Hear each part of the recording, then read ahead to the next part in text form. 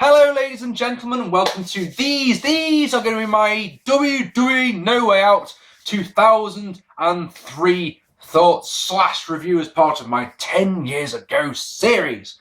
Oh yes, tonight, as I say, No Way Out 2003. Another one of these shows that I haven't seen for a very, very long time.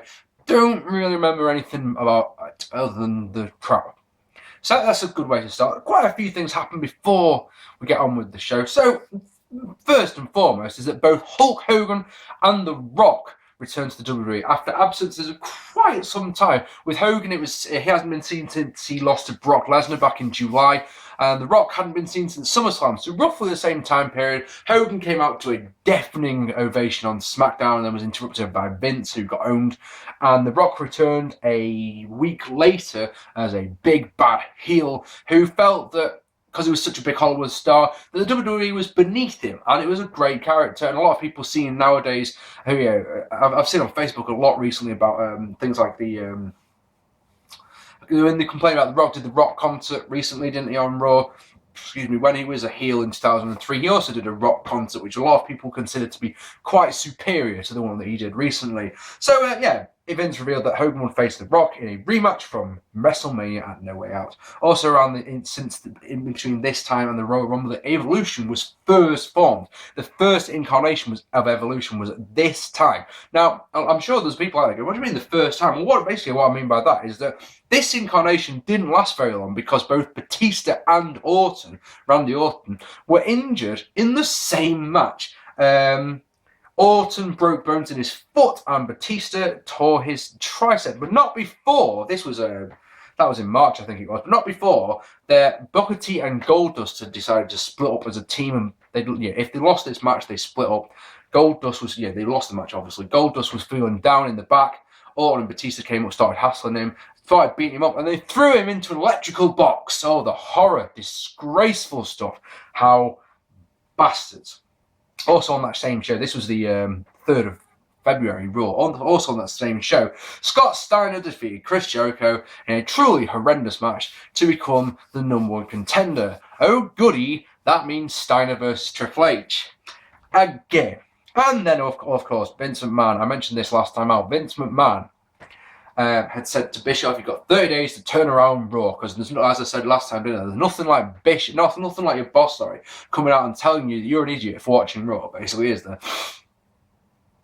Bischoff tried to sign Austin, and he basically went to Austin's house, and he went to Austin's house and missed him there, and then he went on basically a wild goose chase around Texas, where he looked brilliant in these segments, but the people that he interviewed or talked to on them didn't look so great. On the 10th of February, Bischoff ordered JR to find Austin. Later on the show, Vince fired Bischoff because he hadn't found Austin, but then JR came out and said that Austin has agreed to appear in No Way Out. So Bischoff was rehired, and then it was Vince revealed that Bischoff would face off against Austin at No Way Out. So Bischoff had a warm-up match. And who did he have a warm-up match with? Oh, that's right, good old Jim Ross. Highlight of the match being Eric Bischoff kicking a cinder block into Jim Ross's face. It was an awful match, though, genuinely also. And do you know what that means? Do you know what the thing about all this means? Oh yes, that on this pay-per-view, we've got no Jim Ross calling it. Not only have we got Michael Cole and Taz, we've got Jerry the King Lawler, but we've also got Jonathan Coachman.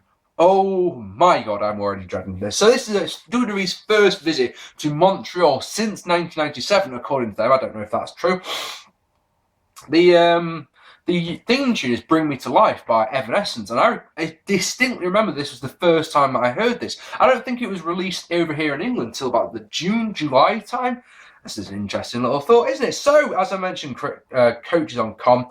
Who fucking race? So Chris Jericho defeats Jeff Hardy in an okay opening contest. And I need some help here, ladies and gentlemen, because I'm absolutely convinced, in my mind, that this match was meant to be Chris Jericho taking on Test one-on-one. Because a few weeks earlier on Raw, Chris Jericho had swung at Test on the outside with a chair and missed.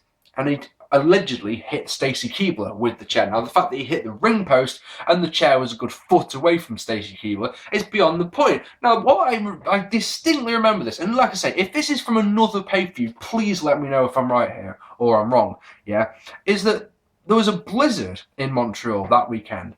So Blizzard expected. I mean, there was actually one outside this pay-per-view as the pay-per-view was going on, but there was one expected, yeah. And basically, WWE told Test and Stacy Keibler, who were a real-life couple at the time, we need you to get these fights so you can get here on time. And they basically said, no, we'll be all right, we'll drive there. And basically that was stuck in the blizzard. So Jeff Hardy took the place of Test in this match. Now, is that right, or did I dream this? Because the other thing about this one that makes me think that I'm right is that there's no reason for Jeff Hardy to be in this match whatsoever. Maybe, and it's a big possible that it's just me. Maybe it is just me. Anyway, on to the match. The match itself was alright. Jeff Hardy with the minimal... God, is that falling over again? What a bastard. Yeah, the minimal of botches, but the crowd are really hot. And if I'm not mistaken, and once again, correct me if I'm wrong, but wasn't this Jeff Hardy's last pay-per-view appearance for a very, very long time? Hardy goes for a run off the top, but Jericho counters into a super powerbomb and locks on the walls for the win. And I haven't got the time, I'm afraid. But then the real thing, the real story, the real reason for this match existing, to be honest, is afterwards Shawn Michaels comes out and tries to make the save because Jericho refuses to let go of the walls. And then Christian comes down and it's a 2-on-1 beatdown. And then Shawn Michaels hits the absolute most beautiful double DDT and sweeping music for Christian. The highlight of all this, of course, is the Montreal crowd, who, of course, have still to this day never forgiven Shawn, booing the fuck out of him. Absolutely reveling in the fact that they're booing for him as well. That was fantastic. The match itself, a 2-star opener, it was alright. In the back, Kurt Angle gave his boys a pep talk. That's Team Angle, of course, and Evolution arrived, which is lovely. William Regal and Lance Storm then defeated Kane and Rob Van Dam in a nothing to retain the Raw Tag Team titles. Earlier on in the match, Kane hits a slam of some description. I can't remember exactly what type of slam it is, I'm sorry, on William Regal and gives him a concussion. And you're like, wow, that's an interesting one. So basically, yeah, that's a winner. This match is meh. It's a long Raw match, and it's got such a stupid fucking finish on it. As Lance Storm jumps on Kane's back, yeah, and turns his mask round so he can't see, he then, instead of just going, oh, I can't see because of my mask, give me a moment, puts my mask straight, carry on with the match. No, because that would be logical thinking, wasn't it? He chokeslams Rob Van Dam so that William Regal goes, so, yeah, why not? Pins him, 1, 2, 3, retains the championship. Yay! In the back, Matt Hardy rips on Jeff Hardy, who slaps him, which is nice. And then Matt Hardy defeated Billy Kidman to win the Cruiserweight Championship. In another meh, it's better than the last one, but it's still nothing special kind of match. Matt Hardy had been on a diet because he wanted to make the Cruiserweight thing, and we got the joke about the banana juice from Taz, which I'm sure you all remember. What's that? You don't remember it? No. It's well worth remembering. Matt facts, gotta tell you about the Matt facts, are that he dislikes snow and ice, and he takes his tea with milk and sweetener. Now, I can go to bed tonight, ladies and gentlemen, and sleep soundly knowing those nuggets of information, can't you? Once again, here's a little thing for you. Billy Kidman's title reign. Remember much about it other than him winning the championship from Jamie? No, neither do I. Not a single thing of Billy Kidman's 3. It was 3 months title reign. Yeah. So this match was meh. It was nothing that you wouldn't see on SmackDown, but it had a fucking sweet finish, which gets it propped up just a tiny little bit. As Kidman misses the shooting star press, Matt Hardy hits the twist of fate. Kidman kicks out. Kidman knocks Matt Hardy down, looks like he's going to go for the shooting star press again, but Matt Hardy, and this is probably the move of the fucking show for me, yeah, hits a twist of fate off the top to get the win, and that is lovely. That, ladies and gentlemen, is a fucking move right there. One good sequence, though, doesn't make a good match, does it? So this is a 1-star match at best. In the back, Edge is discovered unconscious. Unlucky, mate. See you in 2004. Next up, the Big Show the Undertaker defeating the Big Show. This was so bad. A truly crap match. The build-up to this one, do you remember the build-up? I mean, if you remember the match, say aye. Yeah, thought it was mode, but yeah, the build-up to this one, if you remember, you should probably go and watch it just to torture yourself, because I've had to do this for you guys. Spanky coming out, wearing this ridiculous outfit and singing to The Undertaker. Yeah, The Undertaker wanted Big Show. It was simple as, after Rumble, he wanted Big Show, because Big Show had thrown The Undertaker off the stage the night after the SmackDown after No Mercy. So Spanky comes out with this ridiculous outfit singing, he's really, really sorry. He's really, really sorry. Last ride for you. Piss off. Next, Brother Love coming out of a box. Brother fucking love. He got chokeslammed in short order. And then the worst one, Chris Kanyon, who hadn't been seen in the WWE for what, over a year, possibly more. He's dressed as Boy George and he's singing, "Do you really want to hurt me?" And you're like, oh, kill him. And he did. It was bad. Anyway, the thing about matches like this are my expectations are normally so low that potentially they could be good. Yeah, this one wasn't, but Taker blading on camera, for example, is always going to bother me. And Cole using the crowd as stunned into silence line when they're just really not giving a shit. I mean, this little thing, this show hit a really nice sidewalk slam that I really like. But like I say, the very next thing Taker does, blade on camera, like, oh. They do a spot which really bothers me where it looks like Show is trying to go for a fireman's carry or something like that, yeah? But you watch it and you just think to yourself, well, this exists for one purpose. That purpose is soon revealed as Taker reverses whatever it is that Big Slow's trying to do into the Dragon Suplex. You're like, right, I've never seen him do that before or since. Whatever you were doing there was designed so that it could be reversed into the Dragon Sleeper. I just said Dragon Suplex, didn't I? I'm sorry, a Dragon Sleeper. Anyway, the Dragon Sleeper, whatever. And then A-Train comes out, and so Undertaker spots him on knocks him to ringside, and Heyman comes to try and help him out, and Undertaker does a tope over the top, suicide over the top, and you think, yeah, that looks really good. When you see it on the replay, right, he comes down, oh, it's bad, he comes down, like, on their arms. So if you imagine they've both got their arms out like this, he comes down on the arms, so basically face plants the ground. It's not a very pretty thing to look at. Oh, Show hits a choke slam, but Taker completely no-sells it and puts on a triangle choke to get the win. This was one of those matches where it's like one step forward and then they did something that bothered me that went me and it was 2 steps back. Half a star, because I'm a very, very nice guy. And of course, the other thing about this is that A-Train attacks Undertaker afterwards. So we've got the potential of Undertaker versus A-Train program going forward from this game. Oh, for fuck's sake. Who wants to see that? In the back, Edge is loaded into an ambulance, and then Vince McMahon tells Eric Bischoff that if anyone interferes in his match, they'll be fired. Hooray! Chris Benoit and Brock Lesnar then defeated Team Angle in the best match of the night, but I think the wrong team won in this situation. Going into WrestleMania, we know it's going to be Kurt Angle versus Brock Lesnar. I really, really think that Team Angle should have won this match and at least made Angle look like he was at least on par with Brock Lesnar instead of having Brock Lesnar just completely destroy them. I don't know. The other thing about this match, the other big thing to come out of this match, I'm sorry, I've just found 20p in my pocket. That's cool. I don't know why I even put my hand in my pocket, but hey, I've got 20p. Yeah, Angle goes for one of his dives in the corner, his spears in the corner. I can't remember who it was on now, I'm sorry, but the guy moves out of the way. Angle crashes shoulder first into the ring post, and that was the move that injured his neck, which meant he would have to have neck surgery after WrestleMania. But yeah, this match is good. It's a 3-star match. You're not here to hear me talk about gush about good matches, or you're not hearing me about the shit and the shit coming up next. You know the rest. The thing about this match is that there was nothing in this match that I've never seen before. It's like as simple as that. It was the classic SmackDown 6 time, and it was just you know what you're going to be seeing. So yeah, Brock hits an F5 as Chris Benoit has Charlie Haas in the crossface, which get the submission win. It's 3 stars. It's decent. It's the best match of the night, but that really doesn't say a lot, does it? Because everything on this match, everything in the show so far from the opener has been quite shit, hasn't it really? And speaking of shit, here's an interesting one. I'm going to go through this one with you because I know I know what you're looking forward to. It's Triple H defeating Scott Steiner in an okay match. Now, straight up there, and if you look down here, look at the star rating I've given it. 2 stars.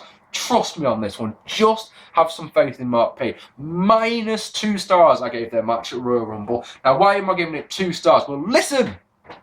So, we get to see this one again.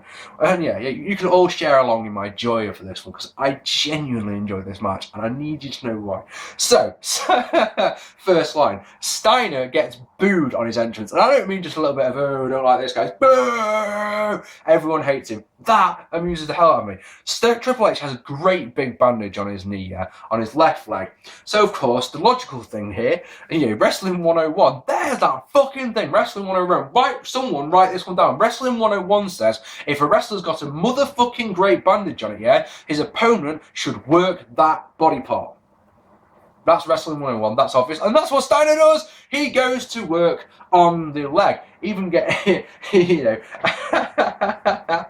he draws, even King, just point out, even King mentions the weakness of the leg, of the bandage. And yeah, that's fantastic, I really like that. So, yeah, He goes to work on the leg, and it draws a lot of boos. Big boos. And they fucking hate the guy and cheer Triple H. Steiner tries to remove the bandage, yeah? I say tries because he fucks it up something fierce. It takes him forever to get this bandage on. He continues to work the leg as the boos get louder until they get to a fever pitch because fucking Steiner puts a figure 4 leg lock on. And the crowd is like, no, I don't want you to do that. No. And then venomously, brewing him.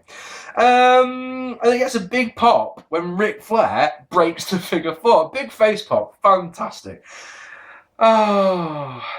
Flair gets a beating for it, which enables Triple H to rally. He launches Steiner into the steps, and this is one of the reasons why I love this match, a truly monumental "You screwed Brett" chant starts out of fucking Earl Hebner. The Montreal fans are shouting it with all their heart, and it's absolutely superb.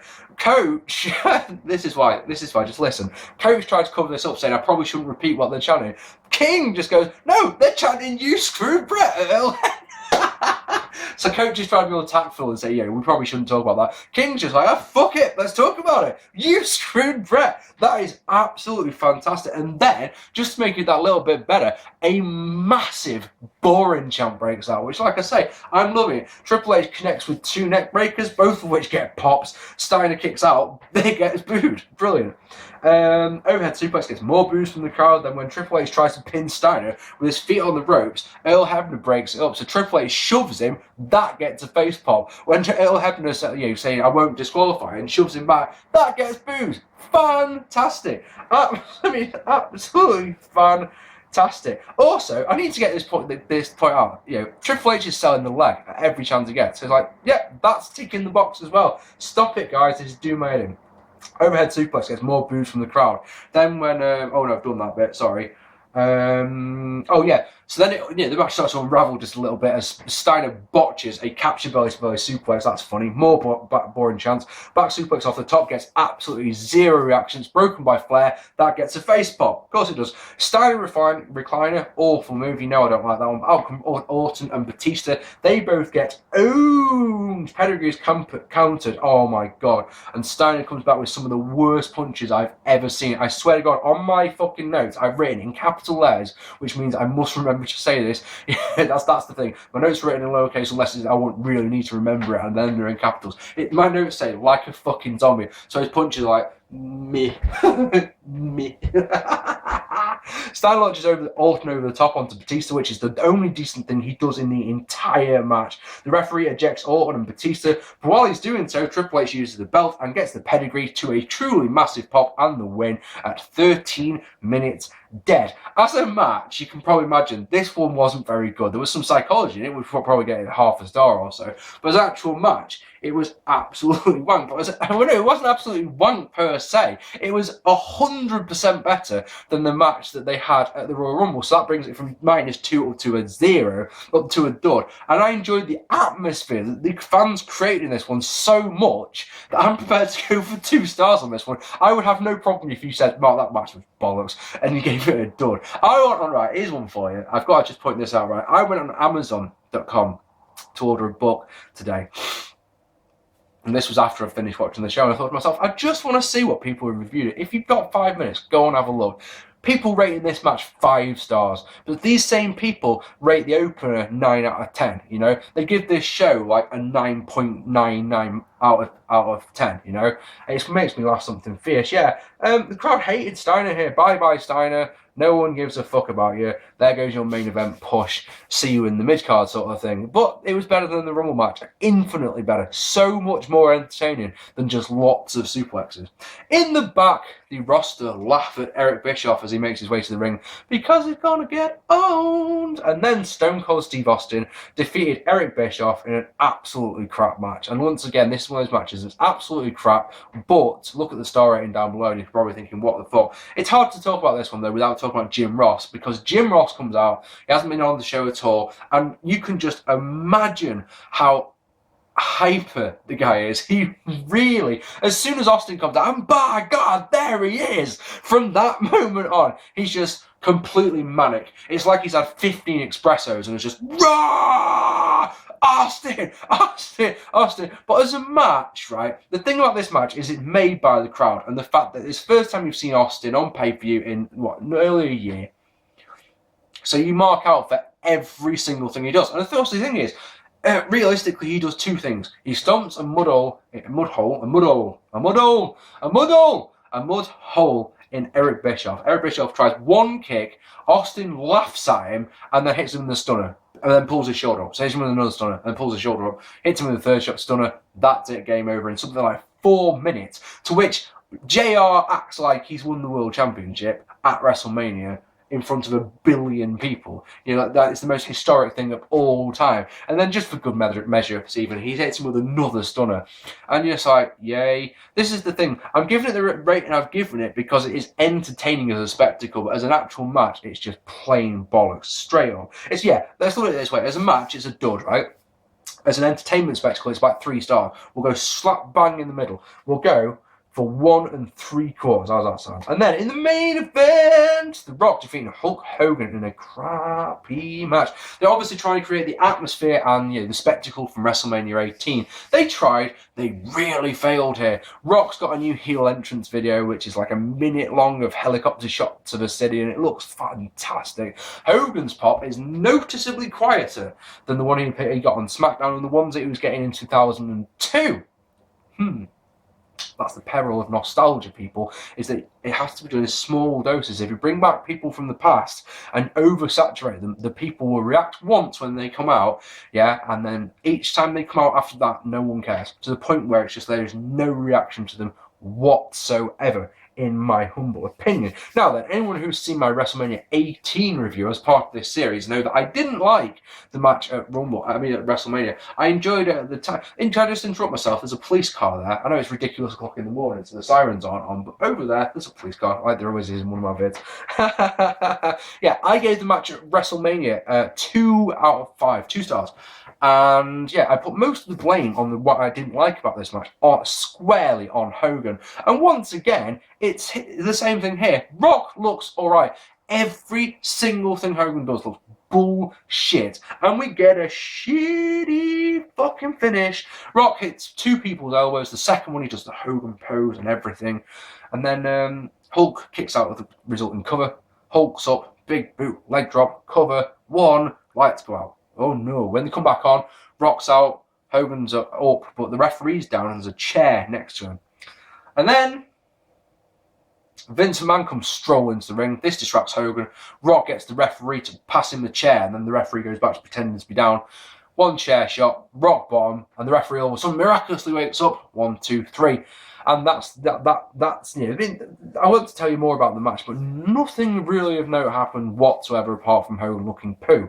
And of course, I know some people will go, well, this match existed for one reason, and that is to set up the Hogan versus Vince match at WrestleMania. But let's be honest, and be honest with yourself here, because hindsight is a wonderful, wonderful thing. When I watch WrestleMania 19 for the next episode of 10 years ago, I'm expecting to enjoy the Vince versus Hogan street fight for what it is, But think about it before you saw that match at WrestleMania 19. Did you think, oh my God, I cannot wait for Hogan versus Vince? Because I didn't. I know I didn't, because it was one of those, why would I want to see that? That's going to be shit, isn't it? So, crap match. And, well, what can we say about this pay-per-view? I mean, there's a whole load of poo. There's only realistically 1 good match. If you count the opener, I suppose you can go for that one. But, I mean, it's better that for me, right? The Royal Rumble was a 3 out of 10 show. As I've said, it had a dud, and right in the middle, it had a dud and a minus 2-star match. This one only had the 1 dud, or did it have 2? Now I think about it. No, it didn't. It just had the 1, and it had no minus figures. So therefore, just on that alone, it must be better than the Royal Rumble. So for me, I mean, it's a very average pay-per-view, but there's nothing to make it a 5 out of 10. So I'm going to go for a 4 out of 10. Okay, I'd love to know what you thought of this show and how And if you enjoyed this show, please let me know, and just do me something. Just explain your methods and what makes you think, yeah, this was a good match. I have been Mark Play. I would love it if you hit that subscribe button. Of course, the next episode of 10 years ago I'll be making will be a WrestleMania 19 review. Now, I know a lot of you watching these vids are, are big fans of WrestleMania 19. I've got good memories about it. Jericho and Michaels particularly is a fantastic match. I just think the first couple of matches are quite pants, and then this horrible thought recurs in my mind of the Miller Lite catfight girls. Oh, I'm not looking forward to that. And ladies and gentlemen, this has been 10 years ago. I have been Mark P. Thank you very much for watching. Leave me a comment. I read them all. Click the like for the heel beard. I've been Mark P. Take it easy, guys.